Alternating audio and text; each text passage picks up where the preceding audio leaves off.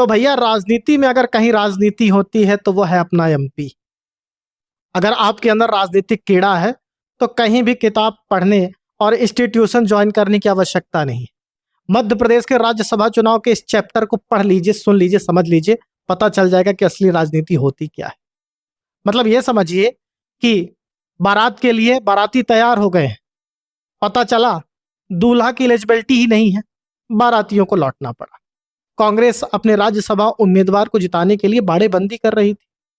Plane में विधायक बैठ चुके थे, विधायक उड़ने वाले थे, लेकिन पता चला नामांकन ही निरस्त हो गया। अब नामांकन क्यों निरस्त हुआ?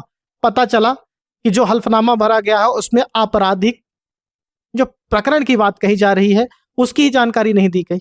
अब कमाल की बात देखिए कि जो आपराधिक प्रकरण हुआ था वो तेलंगाना में हुआ था, कांग्रेस के राज्यसभा उम्मीदवार मीनाक्षी नटराजन का। वहां कांग्रेस की सरकार है। बाद में भारतीय जनता पार्टी कहने लगी हमें तो कुछ पता ही नहीं था, वहीं से तो जानकारी आई। बाद में यह तक कहा गया घर का भेदी लंका ढाए। यही नहीं, जब ये सारी बातें चल रही थी तो दिग्विजय सिंह की कई फोटोज सामने आ गए सोशल मीडिया में, उस पर भी चर्चा होने लगी। इसके साथ साथ अब भोपाल से दिल्ली तक हलचल मची। चुनाव आयोग के कार्यालयों की घेराबंदी कांग्रेस पार्टी ने की, वीडियो सामने आने लगे। पता चला 5:30-6 बजे के आसपास रिटर्निंग ऑफिसर फैसला लेंगे। फैसला भी सामने आया, नामांकन निरस्त कर दिया गया। अब इसके बाद भी हल्ला मचा दिल्ली से भोपाल तक। बाद में रात में मौन धरने के साथ साथ आगे की प्रक्रिया चालू हुई।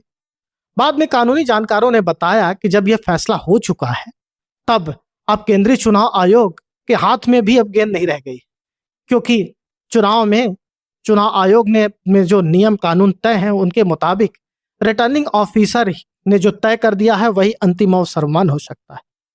यानी अब जब तक चुनाव होगा तब तक यह निर्णय लागू होगा। अब अगर कुछ हो सकता है तो वह सुप्रीम कोर्ट या कि हाई कोर्ट में पिटीशन दायर होगी और उस पर जब सुनवाई होगी उसी पर कुछ होगा।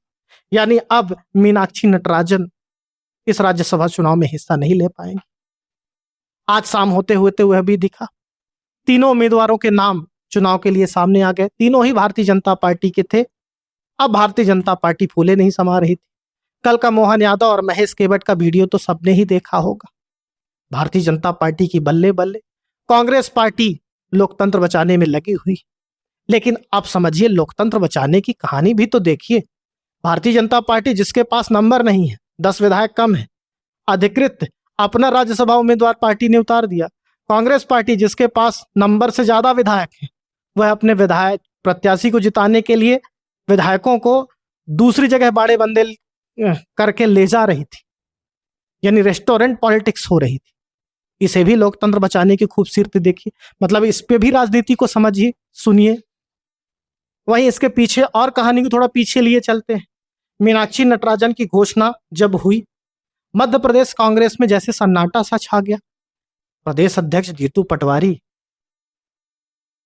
विंध्य क्षेत्र के बड़े नेता, पूर्व नेता प्रतिपक्ष अजय सिंह राहुल की प्रतिक्रिया 2 दिन बाद आती है इस पर बधाई की, और वो तब जब मीनाक्षी नटराजन से भोपाल में तमाम नेताओं की मुलाकात होती है। एक आध नेता इस्तीफा भी दे देते हैं, इसे गलत भी बता देते हैं। कांग्रेस के अंदर सन्नाटा रहता है। ऐसा लगता है कि जैसे ऊपर ने जो आदेश दिया है पूछताछ कर नहीं दिया है। दिग्विजय सिंह जरूर खुलकर बोल रहे थे। वहीं कमलनाथ की भी प्रतिक्रिया का इंतजार था। बाद में वो भी सर्वदलीय बैठक में शामिल हुए। उसके बाद तमाम फोटोज की कहानी सामने आने लगी। लेकिन जब निरस्त की बात आई तो निरस्त के बाद अजय सिंह राहुल जैसे नेता की प्रतिक्रिया कई घंटों बाद सामने आई। जब दिग्विजय सिंह को प्रेस कॉन्फ्रेंस में जीतू पटवारी ने बोलने के लिए माइक आगे बढ़ाया तो उन्होंने लेने से मना कर दिया। तो ये तमाम वो चीजें थी जो मध्य प्रदेश की राजनीति में लोगों को दिखाई दे रही थी। लोग इसे देख समझ रहे थे। इस पे भी देखिए कैसी राजनीति। तो कुल मिला के शुरू से लेकर अंत तक की पूरी कहानी देखिए अभी तक, तो आपको समझ में आ जाएगा कि राजनीति आखिर होती कैसे, कि कैसे नंबर के बिना कॉन्फिडेंस से पार्टियां चुनाव में प्रत्याशी को उतार देती हैं। जिनके पास ज्यादा नंबर है वह अपने प्रत्याशी को जिताने के लिए विधायकों को बचाने का प्रयास करते हैं। जहां कांग्रेस की सरकार है वहां मुकदमा है, अंत में भारतीय जनता पार्टी तब तक हल्ला नहीं मचाती, बाद में जब कोई दूसरा नामांकन नहीं कर सकता है तब इसका खुलासा होता है। कांग्रेस पार्टी ने डमी कैंडिडेट नहीं दिया हुआ है।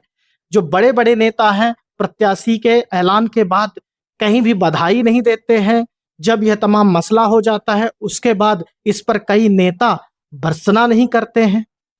इससे गूढ़ राजनीति क्या हो सकती? तो ये तमाम जो प्रकरण हुआ है, इस पर आपका क्या कहना है? कमेंट बॉक्स पर जरूर बताएं। और मध्य प्रदेश अपनी राजनीतिक ऊंचाइयों में कैसे जा रहा है, इस पर भी अपनी प्रतिक्रिया दें। खबरिया देखें, सब्सक्राइब करें। बहुत बहुत धन्यवाद।